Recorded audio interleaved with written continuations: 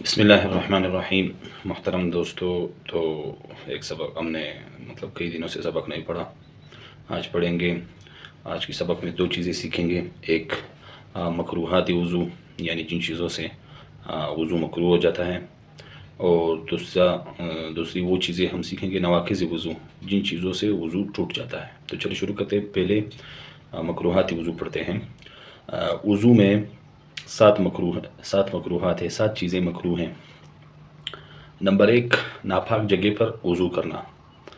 ناپاک جگہ پر اگر وضو کرو گے تو پانی واپس کپڑے پہ گرے گا، تو کپڑا گندا ہوگا، ناپاک ہوگا، تو اس لیے اس سے بچنے کے لیے وضو مکروہ ہے، تاکہ آدمی پہلے سے ہی گندی جگہ پر وضو نہ کرے۔ نمبر 2، دائیں ہاتھ سے ناک صاف کرنا، یہ بھی مکروہ ہے، آسان سی بات ہے۔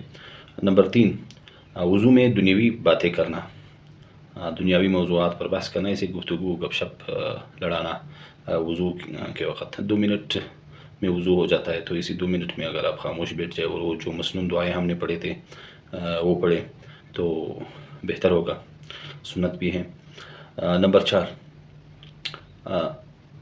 وضو میں ضرورت کے بغیر دوسرے سے مدد لینا، یعنی دوسرا آدمی آپ کو پانی دے اور آپ وضو کرے، تو اگر ضرورت نہ ہو، یعنی معذور نہ ہو، بوڑھا نہ ہو، تو ایسے آدمی کو دوسرے سے مدد لینا وضو میں، یہ بھی مکروہ ہے، نہیں لینا چاہیے۔ آج کل تو نل کے آئے ہیں، اب تو ضرورت بھی نہیں ہے، لیکن مسئلہ ایسا ہے۔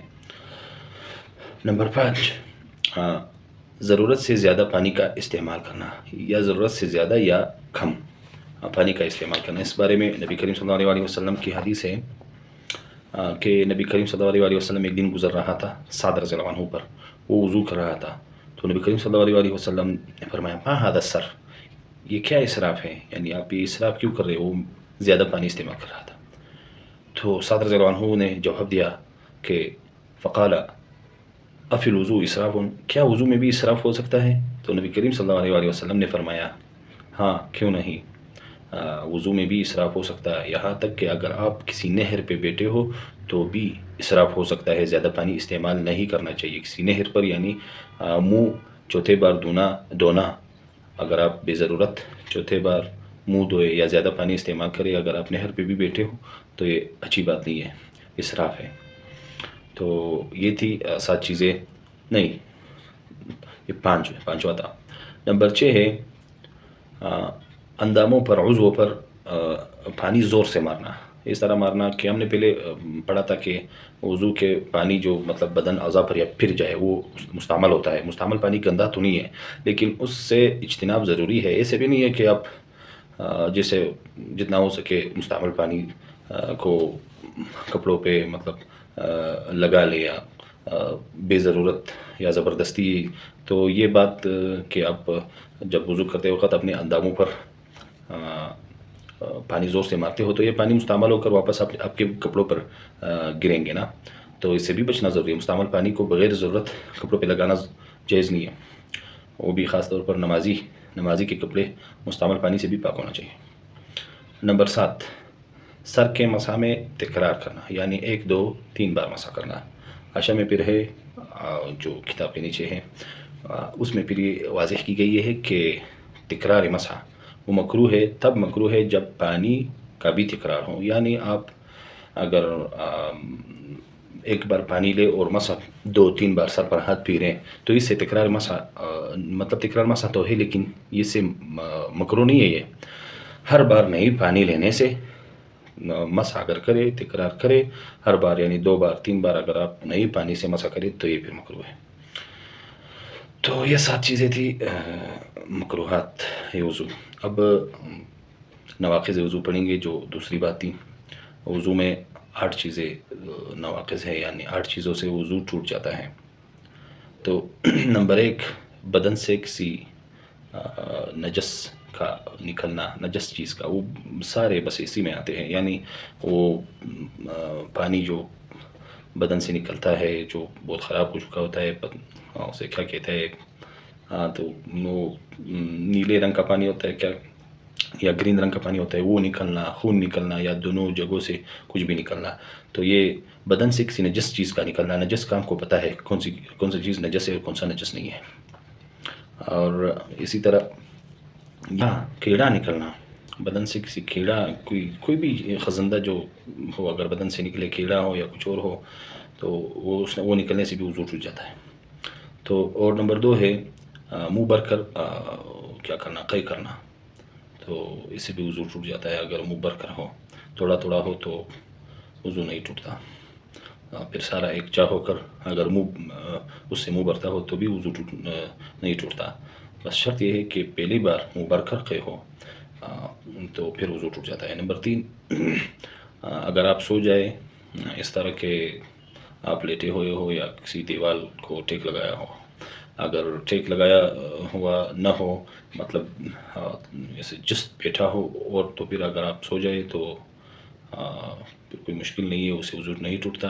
اور اگر آپ کو یقین ہو کہ سو کر میری وضو نہیں ٹوٹا، یعنی دونوں راستوں سے کچھ نکلا نہیں ہے، تو بھی وضو نہیں ٹوٹتا۔ ضروری ہے دونوں راستوں سے کسی چیز کا نکلنا، سونے سے وضو نہیں ٹوٹتا۔ تو نمبر 4 ہے آدمی کا بے ہوش ہونا۔ کئی لوگ نماز پڑھتے وقت بے ہوش ہو جاتے ہیں، تو مطلب کبھی بھی بے ہوش ہو جائے تو وضو سے ٹوٹتا ہے۔ نمبر 5 ہے آدمی کا پاگل ہونا۔ اس طرح پاگل ہونا کہ مطلب اس کو پھر بعد میں پتہ نہ ہو کہ اس نے کیا کیا اور کیا نہیں کیا، تو اس کو پھر پاگل کہتے ہیں۔ ویسے عام طور پر تو پاگل نماز پڑھتا نہیں ہے، کچھ جانتا نہیں ہے، نہیں، ایسا آدمی جو اس طرح ہو جائے کہ ہوتا ہے کبھی کبھار ایسا ہوتا ہے کہ آدمی کو ایسے حالت میں ہو جاتا ہے کہ اس کو پتہ نہیں ہوتا، وہ کچھ بھی کر جاتا ہے، تو اس طرح پاگل پن سے یہ مراد ہے۔ نمبر 6، ایسے نماز میں جس میں سجدہ اور رکوع ہو، مطلب جنازے کی نماز نہیں، صرف جنازے کی نماز، باقی سارے نمازوں میں نفل ہو، سنت ہو، واجب ہو، کوئی بھی ہو، کسوف کچھ بھی ہو، ایسے نماز جس میں سجدہ اور رکوع ہو، اس میں کہا سے ہنسنا، مطلب زور سے ہنسنا۔ تو زور سے ہنسنے کی مقدار یہ ہے کہ صف میں 3 آدمی دائیں طرف اور 3 آدمی پیچھے بائیں طرف اگر سن لے، اور آگے صف والا اگر سن لے، اور اسی طرح پیچھے صف والا، 3 تو یہ لوگ اگر آپ کی ہنسی سن لیں تو یہ کہا ہے، یہ کہا کی مقدار ہے، مطلب کہا کون سی ہنسی ہے۔ تو یہ 3 لوگ جو آپ کے بغل میں کھڑے ہوئے دائیں بائیں، وہ اگر سن لے تو یہ بس کہا ہے، اس سے وضو ٹوٹ جاتا ہے۔ اور نمبر 7، نشہ ہونا، مطلب کبھی کبھار ایسا بھی ہوتا ہے کہ آدمی نے شام کو کچھ پیا ہو، مطلب نشے والی چیز کیا ہو، اور پھر نماز میں یا بعد میں نماز میں اس کو وہ نشہ ہو جائے، پھر مطلب اس کو نشہ طاری ہو جائے، اس پر نشہ طاری ہو جائے، تو یہ اس سے بھی وضو ٹوٹ جاتا ہے۔ اور نمبر 8، مباشرت فاحشہ۔ مباشرت فاحشہ شہوت کے ساتھ کسی دوسری عورت کو چھونا، دوسری پرائی عورت کو شہوت کے ساتھ چھونے سے بھی وضو ٹوٹ جاتا ہے۔ اور مطلب شہوت کے ساتھ اگر کچھ نکلا ہو یا نہ ہو، اس میں اختلاف ہے، تو اچھی بات یہ ہے، احتیاط یہ ہے کہ مباشرت فاحشہ اگر ہو، شہوت کے ساتھ پرائی عورت کو چھو لے کوئی، تو وضو کر لے، احتیاطاً وضو کر لے، ورنہ اختلاف ہے تو اختلاف جس مسئلہ میں ہو اس سے پھر اس میں پھر احتیاط کر لینی چاہیے، تو یہاں بھی احتیاط سے وضو کرنا اچھی بات ہوگی۔ تو یہ تھی آج کی سبق، امید ہے آپ لوگوں کو پسند آئی ہوگی اور آپ لوگوں کو اس سے فائدہ بھی ہوگا۔ تو اگر آپ کو دوسروں کے ساتھ شیئر کرنا ہے تو بھی شیئر کر لیں، اچھی بات ہے، کوئی اور بھی سیکھ لے گا۔